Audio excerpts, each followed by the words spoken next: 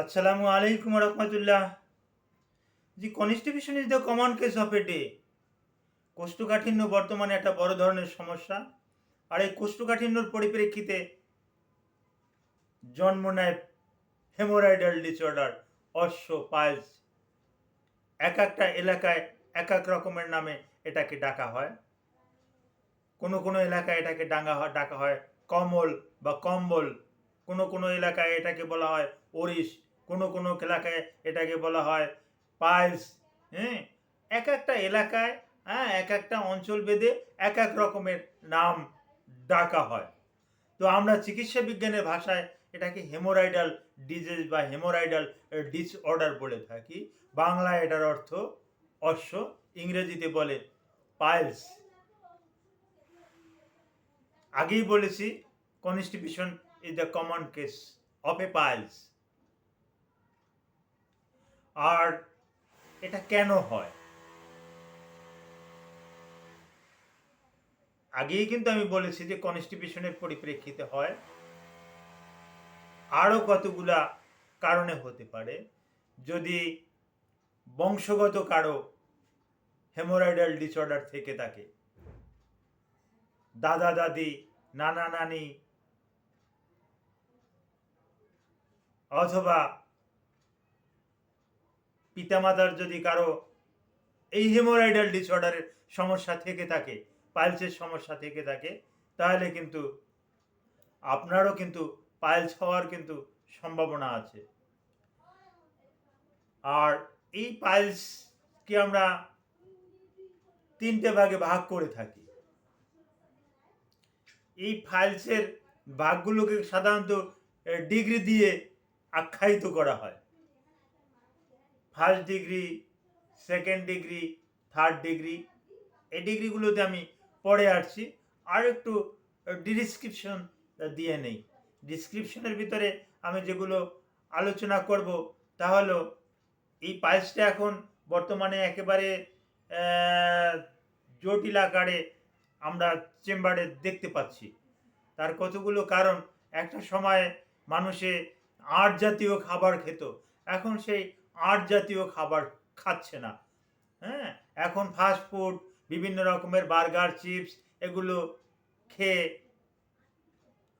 অভ্যস্ত, শিশুরাও অভ্যস্ত। যার পরিপ্রেক্ষিতে ওই এই কনস্টিপেশন হচ্ছে, আর কনস্টিপেশনের পরিপ্রেক্ষিতে এই হেমোরয়েডাল ডিসঅর্ডারটা হচ্ছে। আর এর আরও কিছু লক্ষণ আছে। রেকটাল পথে জ্বালা করবে, রেকটাল পথে ব্যথা করবে, রেকটাল পথ ফেটে যাবে, রেকটাল পথ থেকে অ্যানাল ক্যানাল হবে, আলাদা একটা রাস্তা হবে, ফিস্টুলা হবে। হ্যাঁ, ওখানে খাদ যাবে।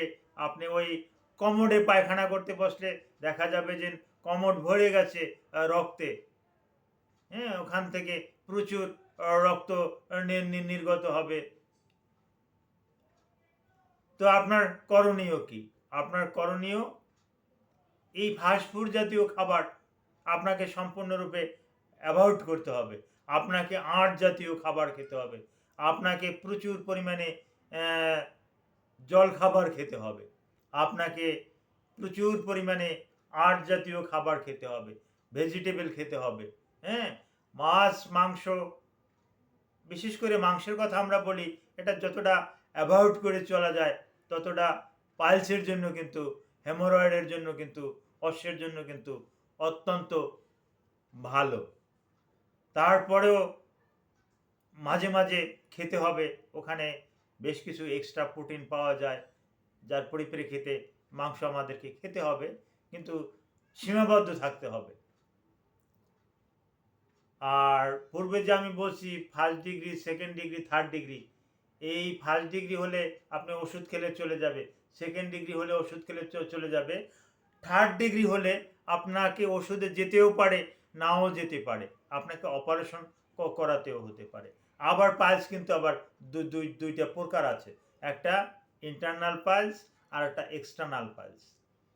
ইন্টারনাল পাইলসটা অনেক সময় দেখা যাচ্ছে মেডিসিনের মাধ্যমে সারা যায়, কিন্তু যদি এক্সটার্নাল পাইলস থাকে, ছোট ছোট গোটা এরকমের যদি জ্বলে থাকে পায়খানা রাস্তা দিয়া, ছোট ছোট এরকমের এই কনিষ্ঠ আঙ্গুলের মতন এরকমের দেখা যাবে যে জ্বলে আছে, টান দিলে এটা রাবারের মতন ইলাস্টিসিটি করতেছে। হ্যাঁ, তো এ জাতীয় যদি থাকে তো এটাকে অপারেশন ছাড়া এটার আর কোনো মেডিসিন নাই, অপারেশন করতে হবে। তারপর আসে আপনার প্রচণ্ড যদি ইন্টারনাল পালসে ব্যথা থাকে, আমাদের সাথে আলোচনা সাপেক্ষে আপনি ডায়াসমিন হ্যাসপেরিডিন খেতে পারেন, আপনি ক্যালসিয়াম ডোবিসিলেট খেতে পারেন, আপনি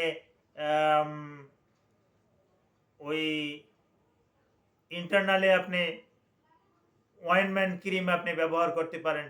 এটা নিউমাইসিন সালফেট হতে পারে, এটা সিনকোকেন হতে পারে, এটা অ্যাসকুলিন হতে পারে, এটা লিডোকেন হতে পারে, বা কম্বিনেশনে হতে পারে অ্যাসকুলিন, লিডোকেন, নিউমাইসিন সালফেট, এগুলোর কম্বিনেশনে এটা হতে পারে।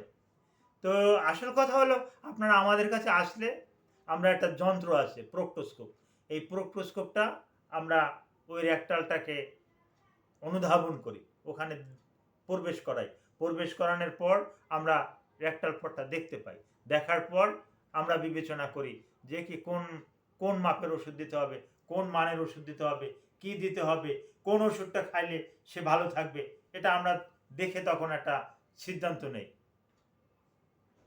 তো এরকমের সমস্যা যাদের আছে তারা কোনো রকমের অবহেলা করবেন না, আপনারা ওই আমাদের কাছে চলে আসবেন।